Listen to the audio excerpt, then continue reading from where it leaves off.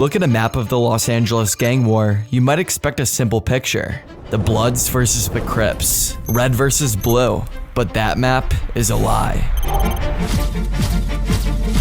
The Crips are the largest gang in LA, but they have fractured into roughly 100 different sets that are all in a civil war with each other.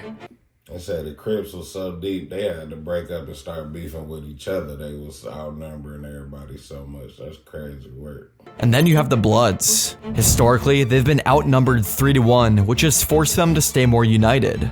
But even the Bloods bond is now breaking. Ain't it crazy how these white kids from the suburbs be the ones to cover these stories so intricate? Like somebody that's not a part of none of this shit whatsoever. Crazy work. You have the Pirates, who are the original Bloods from Compton, and they are now distinguishing themselves as a major player in the LA gang war. And sitting between them is the wild card, the Hoover Criminals. They used to be part of the Crips, but they've since gone rogue. Now they brand themselves as EBK, which means everybody killer. So basically the Hoovers is like, fuck everybody. We gonna beef with everybody killer. They've been taking control over some of the most contested blocks in LA's South Side. But that's just the black gangs. The Latino gangs have been operating completely differently. Groups like Florencia 13 and the 38th Street Gang function much more like organized crime groups with ties to the Mexican cartels. While many of the black gangs are fighting over localized blocks, the Latino gangs are fighting over demographics of the city, often engaging in racially motivated wars to push out the black gangs of the city entirely. Using exclusive data and hours of inputting this into our animation software, we've mapped every gang in Los Angeles down to the exact streets that they control. This is the Los Angeles Gang War, mapped. To understand how this war actually works, we need to zoom into Death Alley. Death Alley refers to a 2-mile stretch of South Vermont Avenue that runs from Imperial Highway in the south to Manchester Avenue in the north. The high levels of violence here is mainly due to the fact that there's several different rival gangs all packed into the same area, battling over blocks, apartment complexes, and drug trade on Vermont Avenue. The Hoovers, or otherwise known as the Hoover Criminals, are the most aggressive gang in this area. Federal and local law enforcement tells us they decided to go after one especially bad gang that is enslaving women and children. 11 alleged gang members, including 6 leaders of the Hoover Criminal Street Gang, now indicted on these really disturbing charges. As mentioned in the intro, they have an EBK reputation, which means everybody killer, and are currently engaged in wars with almost every neighboring set. The Hoover Criminals control large areas of the eastern and northern sides of this corridor. The second major gang of this area is the underground Crips. They control areas mainly west of Vermont Avenue and are specifically headquartered around Normandy Avenue. Their close proximity to the Hoovers means that walking across Vermont Avenue can often mean a death sentence. The violence between these two gangs ramped up to extreme levels in 2015 after a man named Kenneth Peavy, or otherwise known as KP, was shot and killed. KP was part of the underground Crips and was shot and killed on West 109th Street, right in the heart of the conflict zone in Westmont. His death was immediately blamed on the Hoover Criminals, who had been beefing heavily with the underground Crips over territory in the area. I don't know that they necessarily knew what his association was when they shot him. They were just looking for somebody, anybody on the street. It could have been anybody standing there, in the wrong area. In a typical gang war, a shooting like this is followed by a quiet, targeted retaliation. This time, however, something different happened. Shortly after KP's death, a hashtag began circling on Twitter and Instagram. It was hashtag 100 days, 100 nights. My homie told me to ask about 100 days, 100 nights or something like that. Famous Crip got killed. It was pretty much like exactly what it say, like 100 days, 100 nights, for 100 days and 100 nights. It was just a whole lot of killing. 100 days and 100 nights of killing over a Crip? That's crazy work. The underground Crips had made an alliance with other Crip sets and made a promise that in order to mourn KP, they would commit violence for 100 days and 100 nights. The violence wouldn't just be targeted at the Hoovers though. The bet, allegedly, was to see which set of the Crips could rack up the most bodies or kills after the 100 days were up. This threat then went viral. It wasn't just gang members, but it was everyday residents of Los Angeles that were terrified of leaving their homes. The LAPD had to issue statements in an attempt to calm the public, and hashtags like Pray for LA began trending across the country. In the weeks following the trending hashtag, there was a significant spike in shootings in the area. The number of shootings became so widespread that it gave its name to the Death Corridor. But while the underground Crips and the Hoover criminals were fighting over gang politics in the area, there was a third gang that rose. South Los 13 is a Mexican mafia-backed gang that added a new racial dimension to the violence. In the 2010s, South Los 13 was working with Mexican cartels to target black residents in Westmont. Nigga, this shit crazy out in Cali. Nigga, Bloods, Crips, cartels, Mexican mafia, nigga. This shit crazy. It's gangland for real. Many of these black residents were perceived as gang rivals, but oftentimes they were just normal citizens. A specific method South Los 13 used to target black residents was called firebombing. Firebombing is when the gang members would buy the materials needed to make an improvised bomb, then they would throw it into the windows of unsuspecting black residents. They would harass these black residents as much as they could in order to get them to move out of the neighborhood, with the goal of then having the South Los 13 gang members move in. They say this was a very sophisticated plot. They purchased disguises, gloves, bomb-making materials, and then they divided themselves into two teams, and everybody had a very specific task. One person, his job was to break the windows, the next person would light the firebomb, and the final guy would throw the firebomb inside the residence. And then dominating much of the southern part of the corridor is the Denver Lane Bloods. The Denver Lane Bloods are distinct in Los Angeles gang culture because they are known to have produced some of the most authentic gangster rap. It's not the polished MTV version, but the raw underground gangster rap. The most famous rapper of Denver Lane was Brandon Woods, known as B. Brazy. He became an underground legend for his unique, aggressive rapping style. In 2003, B. Brazy was lured into a hotel room to meet up with a girl that he thought was cute. Little did he know, the girl was setting B. Brazy up. South Los 13 was also going after the Denver Lane Bloods. When B. Brazy entered that hotel room, he wasn't met by a woman. He walked straight into an ambush. Reports suggest that it was members of the local South Los 13 Latino gang that were there waiting for him. B. Brazy was shot multiple times and left dead in the hotel room. B. Brazy's story was all over the news in Los Angeles and was a testament that even your fame doesn't stop the bullets. We move a few miles east on the map, the stakes get significantly higher. We leave the residential neighborhoods and enter the world of the Los Angeles projects. Everything we doing for real, watch Crips. You'll get murdered out here playing with us. All of us are chickens, right? In the Watts area, the gang war isn't fought over.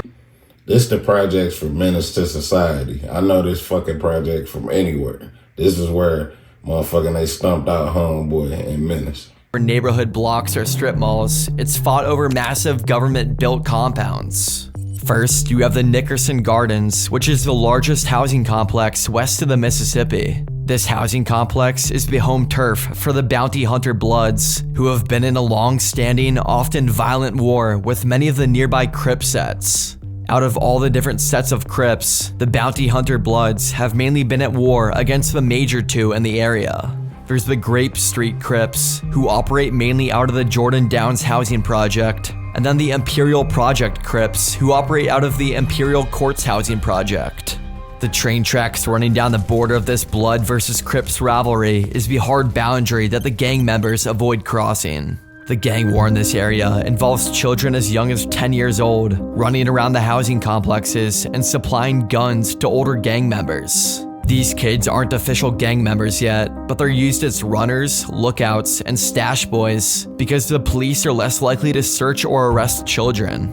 Police would often watch elementary school-aged boys sprinting between rows of apartment complexes on 113th Street, 114th Street, and Success Avenue, carrying pistols in their backpacks. And then at the southern end of this war is Imperial Highway, or better known as Wall Street by the locals. They called it Wall Street because of the insane amount of money that can be made from selling drugs along this stretch, but then can also be lost within a matter of minutes from a drive-by shooting.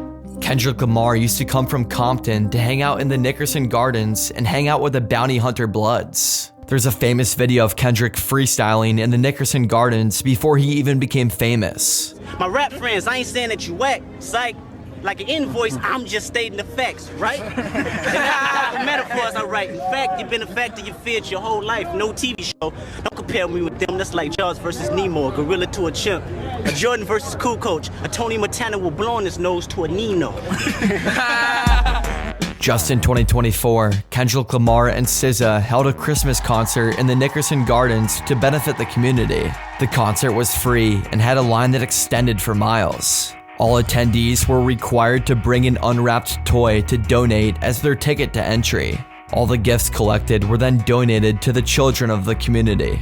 The event ended up becoming a massive success, and the community members are hoping that this becomes an annual tradition. But while Kendrick brought a moment of peace to Nickerson Park, his home just a few miles south is still defined by a much darker history.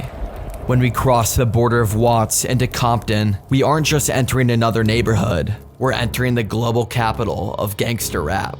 From Kendrick Lamar, Roddy Ricch, Dr. Dre, and even home to Tupac for some time, Compton is where the real gangsters of LA are from. One of the most violent borders between the gangs in Compton takes place at the intersection in Compton Avenue and Long Beach Boulevard. At this intersection, there's 2 Pyrus sets to the north and 2 Crips sets to the south. You have the Southside Crips, which are one of Los Angeles' most notorious Crips gangs, along with the smaller Ward Lane Crips. Then to the north of this intersection, you have the Looters Park Piru set and the Elm Street Piru set. It's important to note that these Piru sets aren't just standard bloods, they're the original founders of an anti-Crip alliance who have basically divorced themselves from the wider blood gang to function as their own independent army. Just north of this intersection and further up Long Beach Boulevard is the legendary Mob Piru gang. This is the set that the famous Tupac was a part of. We are living in a war zone. It's not as easy as these people are making us think, that we just got some criminal black kids with guns. It is not like that. We live in hell. We live in the gutter. We got us stacked up 80 deep in one building. When news first spread that Tupac was shot and killed in Vegas by the Southside Crips, one of the Piru gang's strongest rivals, violence quickly erupted. For the next 2 weeks, violence along Long Beach Boulevard became a war zone. All the players that were from Compton came back to Compton. We were told that, hey, Southside was responsible for the shooting of Tupac, so it's coming back to Compton, and what that meant to us, a war was about to start. Mob Piru members hunted Southside Crips and vice versa. There were 3 homicides and over 10 shootings in Compton that were directly linked to Tupac's death within just the first week of him dying. It's like playing ping pong. I'm gonna serve it to you, you gotta serve it back. If I might get a slam in, you know what I'm saying? You might get a slam in. But we finna go back and forth until further notice. This finna go down, and that's what was happening. Back and forth, everybody. But that, all they know, they didn't come through the hood and do nothing. Not where we was from. They didn't come to mine. Well, yeah, 14 people got shot and 4 people got killed. Yeah. Also not far from this notorious intersection is the Compton Courthouse. Gang members from all over Los Angeles are forced to come here for their hearings. This frequently leads to hallway brawls or shootings in parking lots and surrounding streets when rivals spot each other attending court. But in September of 2020, the violence in the Compton Courthouse shifted. The shooter wasn't looking for a Crip or a Blood, he was looking for a badge. Deontay Murray was a member of the Compton Vario Tokers and had just recently lost one of his closest brothers in the gang to a shootout with law enforcement. Murray was so grief-stricken by the loss of his gang brother that he wanted revenge on law enforcement. Before his shooting spree began, Murray was already actively committing crimes. On September 1st of 2020, he carjacked a black Mercedes on Bradfield Avenue. He shot the owner in the leg with a high-powered rifle and stole the car. This Mercedes would become his war wagon for the attacks to come. Then 10 days later, on September 10th, 2020, Murray drove this Mercedes to the Compton Courthouse. He saw a man in a suit getting in a car and mistakenly believed that he was a plainclothes detective. Murray pulled up and opened fire on this man, unloading multiple rounds into his vehicle. The victim was actually just a private citizen, not a detective, and just barely survived. This first incident showed that Murray was hunting down law enforcement. Then just 2 days later, on September 12th, Murray returned to the intersection of Compton Boulevard and Willowbrook Avenue, which is where the MLK Transit Center is. 2 Los Angeles police officers were sitting in their patrol SUV outside the train station. Surveillance video showed Murray walking up to the passenger window and opening fire at point-blank range without warning. Both deputies were shot multiple times in the face and head, but quickly tried applying tourniquets to each other to slow the bleeding. Murray quickly fled the scene, and somehow both officers miraculously survived. One deputy in the hospital behind me, one deputy out. One man is a mystery. 3 days later, after this brazen attack, now on September 15th, Murray was spotted in Linwood driving a Toyota Solara. He then led the police on a high-speed car chase and threw his firearm out the window. Murray ended up ditching the car near the 3100 block of Carlin Avenue in Linwood and then fled on foot. A massive police presence swarmed the area and began a manhunt for Murray. This manhunt lasted nearly 10 hours before Murray was finally caught hiding under a chicken coop in a person's backyard. 3 years later, in September of 2023, Murray had his trial in front of a jury. His defense team argued that he did not act with premeditation, but was rather under the influence of drugs and was overcome with grief from the loss of his gang brother. The jury wasn't buying it though, and found Murray guilty on all charges. The judge then sentenced Murray to 166 years in prison. But while Deontay Murray was driven by grief and revenge, the gangs just a few miles north don't operate on emotion.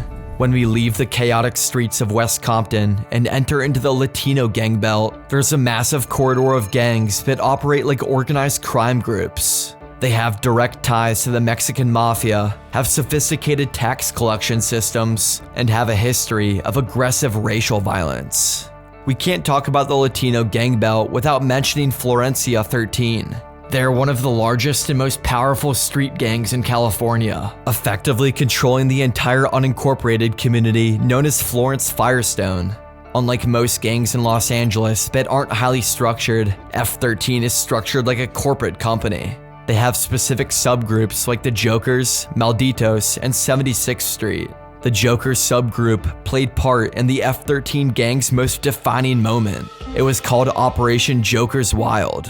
In the mid-2000s, F13 leaders launched a campaign that was focused on racial cleansing. They wanted to have all of Florence Firestone for themselves and strategized on how to kick out the low-income blacks living in the area. There were members of the East Coast Crips gang living in the area that they didn't like. F13 wasn't just targeting black gang members though. F13 started targeting black civilians. Florencia gang members allegedly engaged in a series of attacks on rival African-American gangs that extended to innocent citizens who ended up being shot simply because of the color of their skin. In one notorious case, an F13 member spotted a black man at a bus stop. They didn't ask where he was from or if he was in a gang, they just yelled a racial slur at him and opened fire. The victim unfortunately passed away despite having no affiliation to the gang. This was the breaking point for the Los Angeles Police Department. The LAPD got several federal law enforcement agencies involved, including the ATF, the DEA, and even the FBI, to conduct a raid into the Florence Firestone community. Over 1,300 law enforcement members. Nigga, 1,400 cops. Can you imagine that shit? Mobilized together in the early morning hours at 4 a.m., and they all swarmed the neighborhood. They executed arrest warrants at dozens of the locations simultaneously. A federal grand jury then indicted 102 members of the gang. This was an unprecedented raid and the largest ever conducted in the United States. Instead of charging them all with individual state crimes, federal prosecutors used the RICO Act, which was traditionally used against the Italian mafia. The RICO Act allowed them to charge members who were believed to be a part of the F13 gang, even if they weren't actually caught committing any crime. The massive investigation revealed that F13 was not just selling drugs, but they were actually systematically hunting black residents to drive them out of Florence Firestone. But even after this massive raid back in 2007, where they arrested over 100 gang members, F13 only seemed to grow since then. In fact, in August of 2024, federal authorities had to launch another massive RICO takedown against F-13. The DOJ indicted 37 more members of F-13 in this raid and learned a lot about how the gang evolved over the years. In this one raid, federal agents seized 9 pounds of fentanyl, which is enough to kill millions of people. 9 pounds of fatty, god damn, them niggas was cooking. F-13 gang members would hide this insane amount of fentanyl in what they called casitas. A casita looks like a regular house on the outside, but on the inside, they convert it into a makeshift casino with slot machines and poker tables. They are usually dark, filled with cigarette smoke, and are guarded by gang members. It appears that police officers stumbled onto what appears to be an underground casino, and they were led there by a suspect of all people who ran into the house trying to get away from police. People will go there to gamble, but the real money isn't being made off the gambling. It's being made off selling drugs to the gamblers. The casita serves as a safe zone where addicts can come gamble and buy drugs in the same house. When the LAPD raided these different casitas in August of 2024, the 9 pounds of fentanyl were split up into over 40,000 pills. In these casitas, the pills were hidden inside slot machines, behind electrical outlets, and even inside AC vents. Many of the pills were also hidden in designated stash houses that didn't have people coming there to gamble and were designated for just storing drugs. This discovery of 40,000 pills laced with fentanyl shows just how sophisticated these Latino gangs can be. But Florencia 13 isn't the only giant in the Latino gang belt. If you just travel a few miles north, leaving Florence Firestone, you enter the industrial corridors of Vernon and Southgate. This is the territory of the 38th Street Gang. The 38th Street Gang is the undisputed power of the modern era and is known as the grandfather of the entire Latino corridor. While F-13 is taking up much of the national headlines, the 38th Street Gang doesn't want that. They're just looking for profit. Members of the 38th Street Gang are part of old money and have been around since the 1920s. While other gangs are fighting over duplexes and apartment buildings, the 38th Street Gang controls the industrial jungle. Their territory is mainly the Alameda Corridor, which is a miles-long stretch of factories, train yards, and warehouses. Within this corridor, one of the main tactics is to rob freight trains. They wait for a train to slow down on a curve, and then they'll run up with box cutters and sever the air brake hose that connects the cars. The train's emergency system then kicks in and forces the train to come to a dead stop. Once the train stops, a group of 10 to 20 38th Street Gang members then swarm the shipping containers. They then don't start hopping into random shipping containers though. They have insiders at the docks and rail yards who let them know exactly which containers have expensive clothing and electronics and which ones just have cheap toilet paper. The gang robs the high-value containers, loads it all into vans there waiting for them, and vanishes before the rail police can even get there in time. According to an LA Times investigation, at least 10 heists since last March, all involving BNSF cargo trains, netting more than $2 million in stolen Nikes. Authorities say criminal gangs linked to the Sinaloa cartel are behind the thefts. Ultimately, this corridor proves that the LA gang war has turned into a machine. It's no longer about neighborhood beef. In the Latino gang belt, it's about profiting millions, often at the expense of many people's lives. Zooming back out to the rest of LA, this gang war extends deep into other areas of the county like Long Beach, San Bernardino, the Valley, and even up to Palmdale. Ultimately, looking at the map reveals that this isn't just a simple battle between red and blue. It's an ever-changing war zone where the borders are constantly being redrawn, and the only guarantee is that the conflict will continue to evolve. Hey, nigga, that shit wild out there, man. It's the shit. There's nowhere to run. There's nowhere to hide out in Cali. Shit, it's gangs everywhere, man. Let's get an end to the gang violence, man.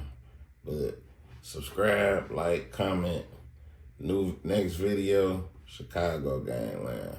Holla at me.